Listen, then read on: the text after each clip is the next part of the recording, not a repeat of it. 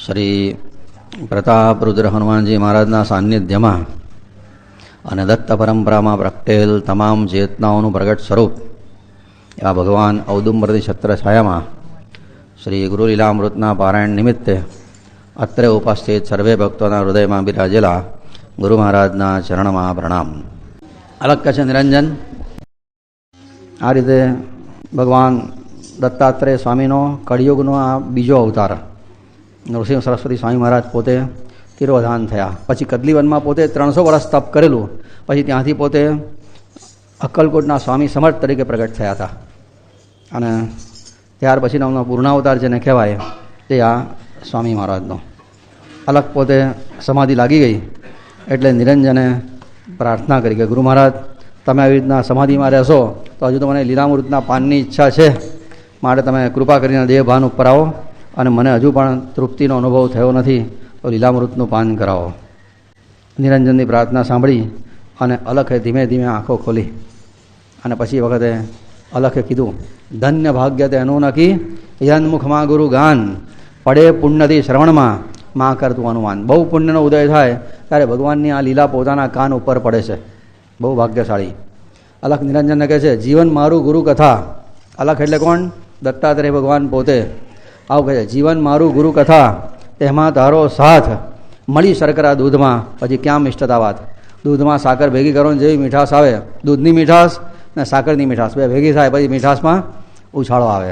એવી રીતના તું ગુરુ કથાનો પીપાસું અને હું ગુરુ કથાનો પીવડાવનારો.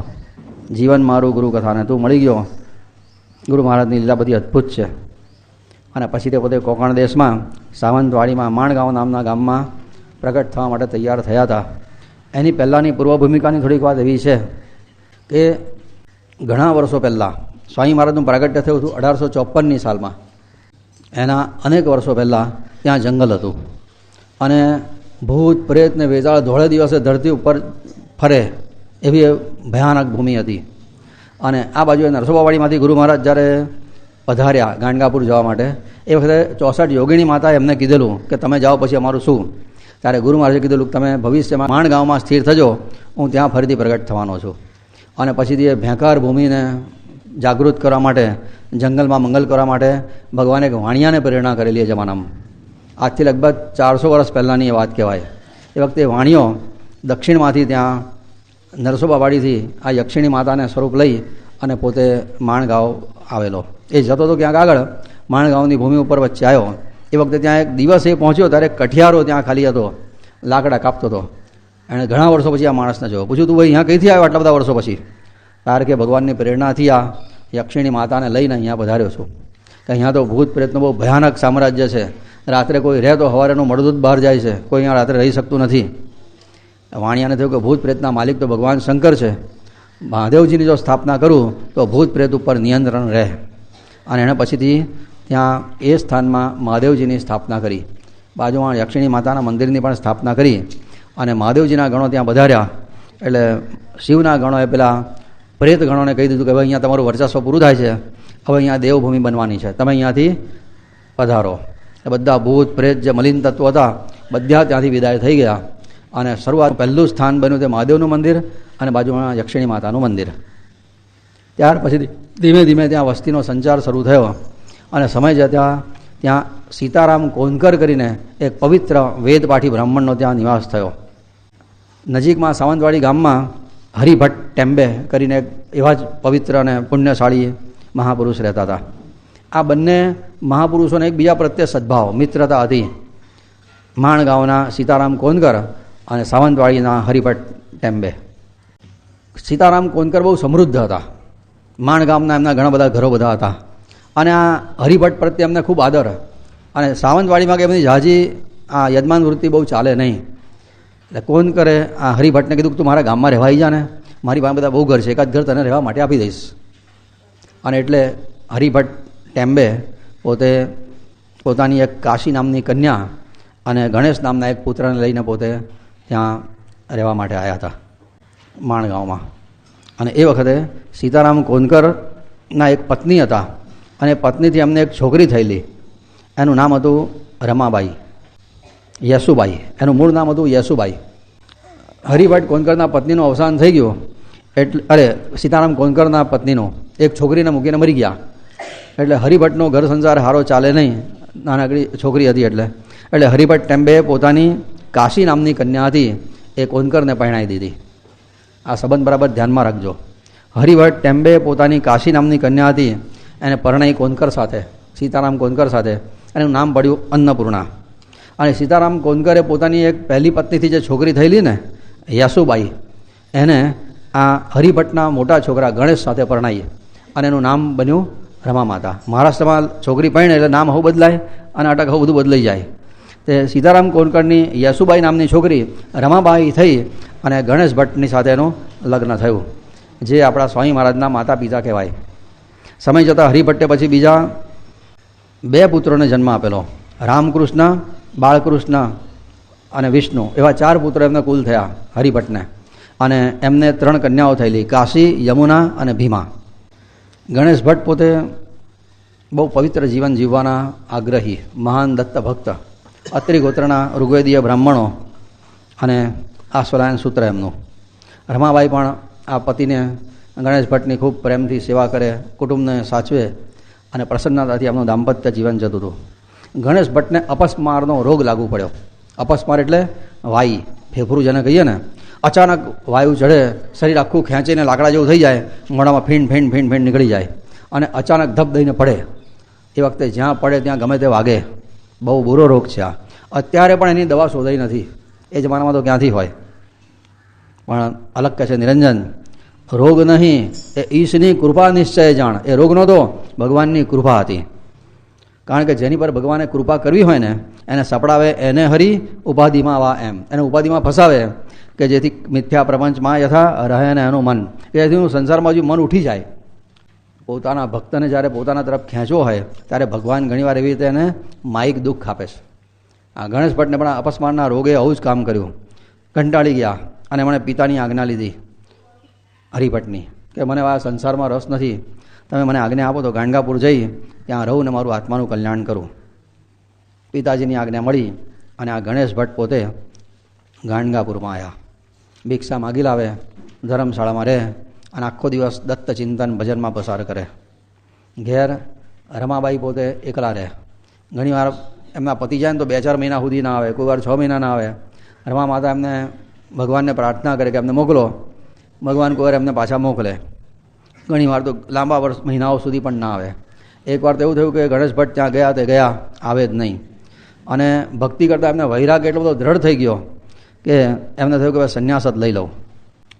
આવો વિચાર કરતા હતા. સંન્યાસ લેવાનો વિચાર આવ્યો. એ રાત્રે તો ભગવાન એમને સ્વપ્નમાં દર્શન આપ્યા અને કીધું કે તારે સંન્યાસ લેવાનો નથી, તું ઘેર જા અને ગૃહસ્થાશ્રમ ધર્મમાં ફરીથી રહે, મારે તારે ત્યાં પુત્ર તરીકે આવું છે. ભગવાનની આજ્ઞા થઈ એટલે ગણેશ ભટ્ટે સંન્યાસ લેવાનો પોતાનો વિચાર બદલ્યો અને ઘેર આવ્યા. હરિભટ્ટને બહુ આનંદ થયો, છોકરો પાછો આવ્યો છે. અને રમાબાઈ અને આ ગણેશ ભટ્ટનો ગૃહસ્થાશ્રમ ફરીથી શરૂ થયો. સમય જતાં રમા માતા સગર્ભા થયા અને દત્તાત્રેય સ્વામીએ એમના ઉદરમાં પુત્ર તરીકે વાસ કર્યો. રમાબાઈ પોતે એ વખતે બધી બ્રહ્મજ્ઞાનની વાતો કરે, વૈરાગની વાતો કરે. હું તો સંન્યાસ લઈશ, જગતનું કલ્યાણ કરવાનું છે, મને ઘરમાં ગમતું નથી, વનમાં રહીશ, તપશ્ચર્યા કરીશ, આવી બધી વાતો કરે. ગણેશ ભટ્ટને થાય કે આ ભૂત વળગ્યું કે હું. પણ દત્તાત્રેય ભગવાન સ્વપ્નમાં એને કહે કે આ ભૂત નથી, આ તો એના અંતરમાં જે બાળક બેઠો છે ને એ બધાના ભૂત ભગાડનારો છે. બધાના મનમાં જે ભૂત બેઠા છે ને, હું સ્ત્રી છું ને હું પુરુષ છું, હું એન્જિનિયર છું, ડૉક્ટર છું, આ બધા ભૂત કાઢનારા છે આ તો કે છે. ગણેશ ભટ્ટને થયું હું કેટલો બળભાગી છું કે આવા દિવ્ય બાળકનો હું પિતા થવાનો છું છે તે દિવસે. અને જોતામાં રમા માતા સગર્ભા થયા. 9 માસ 9 દિવસ પરિપૂર્ણ થયા અને 13મી તારીખ ઓગસ્ટ મહિનો 1854ની સાલ રવિવાર હતો અને મહિનો હતો શ્રાવણ મહિનો, વદ પક્ષને 5મ, જેને આપણે નાગપંચમી કહીએ. એ દિવસે બપોરે 4:45 રમા માતાના સન્મુખ અવધૂત ચિંતન શ્રી ગુરુદેવ ભગવાન દત્તાત્રેય પોતે રમા માતાના સન્મુખ પુત્ર તરીકે પ્રગટ થયા. ગણેશ ભટ્ટે નાગરવેલના પાનને સાકર વહેંચી અને જાતકર્મ સંસ્કાર કરવામાં આવ્યા. યોગીશ્વર જન્મ્યા અને 3 લોક પાવન થઈ ગયા. 10 દિશાઓ પ્રસન્ન થઈ, ઠંડો પવન વાવા લાગ્યો. 12મા દિવસે એમનો નામકરણ વિધિ કર્યો. અને ભગવાનની પ્રેરણાથી વખતે નામ પાડવામાં આવ્યું વાસુદેવ, જેનો દરેકના અંતરમાં વાસ છે, દરેકના અંતરમાં દેવ બનીને વાસ કરનાર, એમનું નામ પાડ્યું વાસુદેવ. બાળ લીલા જોઈને માતા પિતાને બહુ હરખ થાય. બાળક ધીમે ધીમે મોટો થાય, પણ બીજા બાળકો કરતાં જુદો જ બાળક, અતિશય તેજસ્વી, બીજા બાળકો કરતાં નોખું બાળક, કુશાગ્ર બુદ્ધિ. 5 વર્ષની ઉંમરે તો એમને 5 ગ્રંથો મોડ્યા હતા. 5 વર્ષની ઉંમરે 5 ગ્રંથો કંઠસ્થ. શિક્ષા, જ્યોતિષ, છંદ અને નિઘંટુ, અષ્ટાધ્યાયી, આ બધું એમને મોડે થઈ ગયું હતું એ વખતે. 8 વર્ષની ઉંમરે એમને યજ્ઞોપવિત સંસ્કાર થયા, અને જે દિવસે એમના યજ્ઞોપવિત સંસ્કાર થયા એ દિવસથી એમણે કડકડિત નિયમોનું પાલન શરૂ કર્યા. 8 વર્ષની ઉંમરથી. છત્રોપાન તિરસ્કારાત બાલ્યપી વ્રત ગૌરવાત તપસ્સિદ્ધિ સ્વયં ને મેં વાસુદેવ નમસ્તુતે. પોતે ત્રિકાળ સ્નાન કરે, નિયમથી સંધ્યા કરે, અગ્નિમાં હોમ કરે, ભિક્ષા માગીને જ અન્ન ગ્રહણ કરવાનું, અને કોઈ દિવસ વાહનમાં બેસવું નહીં, પાદુકા પહેરવી નહીં, છત્રી લેવી નહીં, રેનકોટ પહેરવો નહીં. આ બધા નિયમો એમણે નાનપણથી પાડ્યા અને આ જીવન પાળી બતાવ્યા. હરિભટ્ટ, વિષ્ણુ ભટ્ટ કરીને એક ગુરુ હતા એ ગામમાં, ઋગ્વેદીય. એમની પાસે પોતે વેદ મંત્રોનો અભ્યાસ કરવા માટે ત્યાં રહ્યા. ગુરુ મહારાજ જે મંત્ર બોલે એ મંત્રોના બાળક પ્રયોગ કરીને બતાવે. વાસુદેવ 8 વર્ષની ઉંમરે ગુરુ મહારાજને મંત્ર શીખવાડવાના ફાંફા પડે અને એનો પ્રયોગ પ્રેક્ટિકલ કરીને બતાવી દે. ગુરુ મહારાજને આશ્ચર્ય થાય. અલગ કહે છે વિદ્યાના ભંડાર અને સકલ ગુણાગાર. સકલ ગુણાગાર એટલે બધા ગુણોનો ખજાનો. અને આવી અદ્ભુત લીલાઓનો આરંભ કર્યો એમણે. અલગ કહે છે નિરંજન, આ વાસુદેવ સ્વામી મહારાજની જે આ લીલા છે એ શ્રવણે ભવભય સૌ ટળે. શ્રવણ કરવાથી ભવસાગરની બીક દૂર થાય છે. મનને ભ્રાંતિ જાય. મનન કરવાથી મનના બધા ભ્રમ દૂર થાય. ભ્રમ કયા? હું સ્ત્રી છું, હું પુરુષ છું, હું ભણેલો છું, અમે સારા, અમે બ્રાહ્મણ, અમે ક્ષત્રિય, અમે આમ, અમે તેમાં બધા ફાંકા હોય ને એને ભ્રમ કહેવાય. આના બધા ભ્રમ દૂર થાય અને નિધિધ્યાસ અને જીવ એ સ્વયં ઈશ થઈ જાય. અને જ્યારે બધું એનું જીવનમાં ઉતરે, આત્મસાત થાય, ત્યારે જીવને ખાતરી થાય કે હું પોતે શિવ.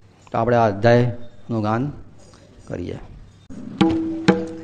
જોઈ દ્વિજ સ્ત્રી એરો સ્નેહ અયો પુત્ર ધોની સંદેહ જયો ઈશ્વર દયાળ તું જ એક જગમાં પ્રતિપાળ જયો ઈશ્વર.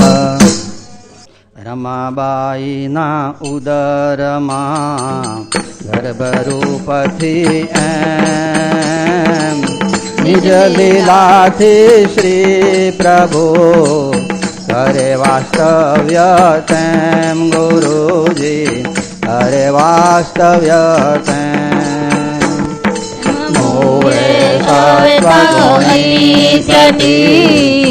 તેમાં ગર્ભે જાણ શુદ્ધ તત્વ સંભૂત વસે સિદ્ધ નરમાન ગુરુજી વસે સિદ્ધ નરમાન. ગર્ભ તેજથી જગ જગે રમાબાઈ ત્યાં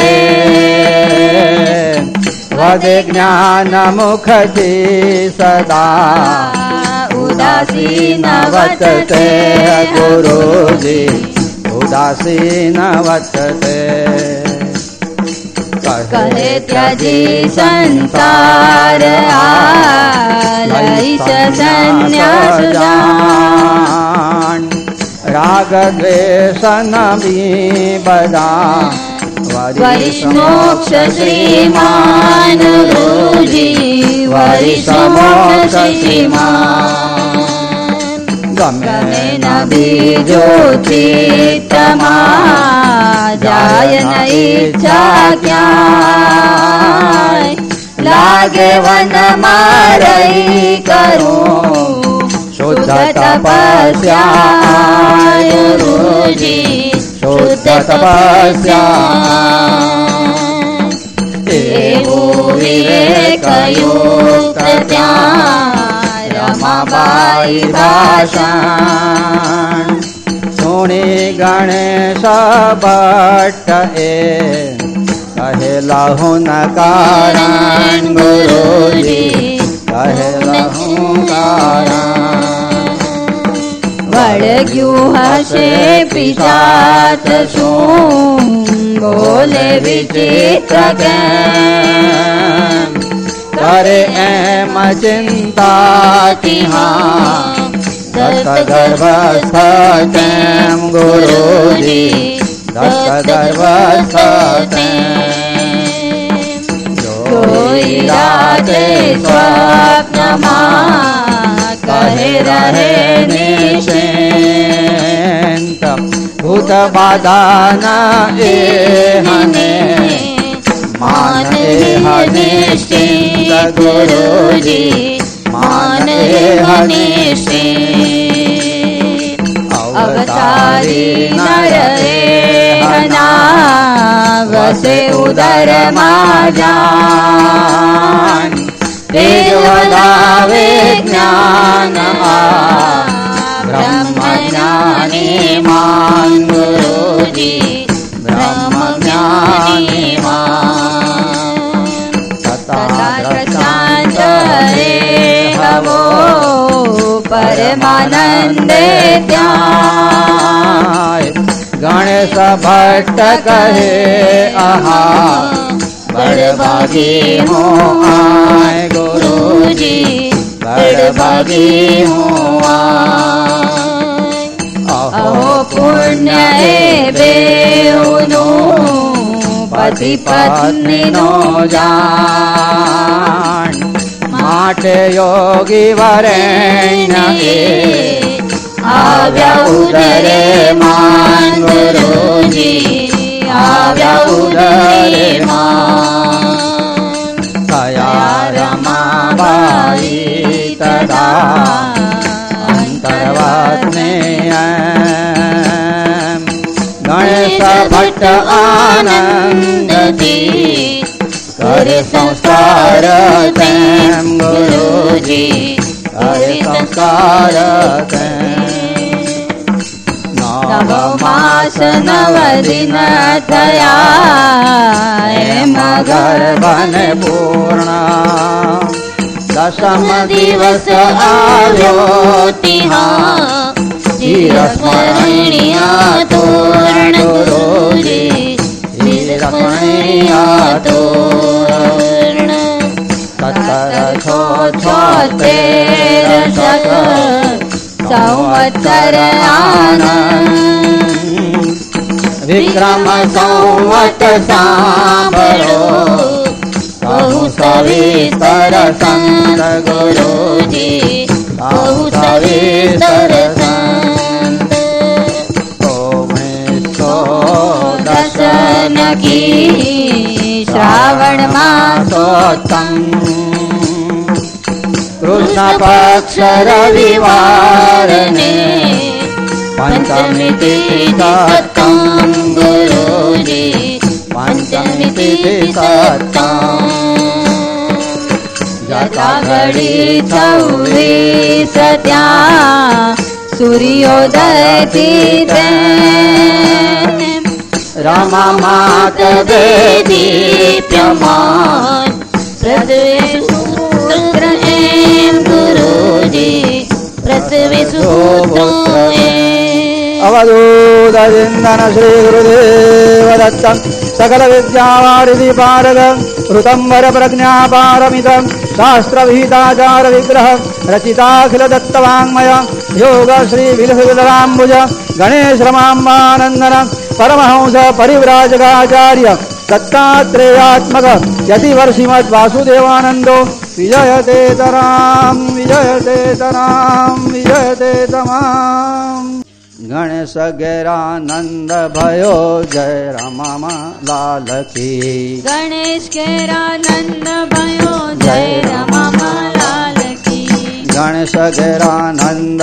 ભયો જય વાસુદેવ લાલ કી જય વાસુદેવ લાલ કી જય વાસુદેવ લાલ કી જય વાસુદેવ લાલ કી જય વાસુદેવ લાલ કી ગણેશ ગેરાનંદ ભયો જય વાસુદેવ લાલ કી પ્રમાણ ગાવાનંદ ભયો જય વાસુદેવ લાલ કી હાથી ઘોડા પાલખી જય વાસુદેવ લાલ કી કોન કોદઈ હાથી ઘોડા કોન કોદઈ પાલખી કોન કોદઈ હાથી ઘોડા કોન કોદઈ પાલખી થોરન કો હાથી ઘોડા બૂઢન કો પાલખી નારાયણાનંદ ભયો જય વાસુદેવ લાલ કી દિગંબરા દિગંબરા શ્રીપાદ વલ્લભ દિગંબરા દિગંબરા દિગંબરા શ્રીપાદ વલ્લભ દિગંબરા શ્રીમદ વાસુદેવ સ્વામી દયાબ્દે તારક પદદાયે શ્રીમદ વાસુદેવ સ્વામી દયાબ્દે તારક પદદાયે. દોહરો 80 માં ફરી ગાઈએ. જતા ઘડી 26 ત્યાં સૂર્યોદય થી તેમ રમા માત દય દીપ્યમાન પ્રસ્વે સુપુત્ર એમ અશ્વિની નક્ષત્રી તથા રામકૃષ્ણ સમય લીલા માનુષ વેશથી 30 અવતરે તે ચમકે મુખમંદ સ્મિતે તેજે રવિ સમત્યાય જોઈ રમા માતા ત્યાં હર્ષે ગેલા થાય જાણ્યું વૃત પિતામયે હરિભટ્ટે એ તેમ નાગવલ્લી દલ શર્કર વેચે મોદે इति श्री दत्तपादारविंदमृत ब्रह्मचारी पांडुरंग रंगवधूत महाराज विरचिते श्री गुरुलीलामृते अलख निरंजन संवादे वासुदेवानंद सरस्वती अवतारो नाम षड्दीक्षतमोऽध्यायः समाप्तः. अवधूत चिंतन श्री गुरुदेव दत्त. अलख्य છે નિરંજન. આ રીતે દત્તાત્રેય ભગવાનનો કળિયુગનો આ અવતાર થયો અને પછી એમના બાળપણની થોડી વાતો આમાં આવી. જે શીખે આનંદથી એમને બધું કંઠસ્થ થતું હતું. અને એવી રીતના એમની બાળ લીલા ચાલતી હતી. માતા પિતાને હરખ થાય. હરિભટ્ટ એમના જે દાદા હતા, ગણેશ ભટ્ટ એમના પિતા હતા, બંને જણા હરખાય. ભૂત ચિંતન શ્રી ગુરુદેવ દત્ત.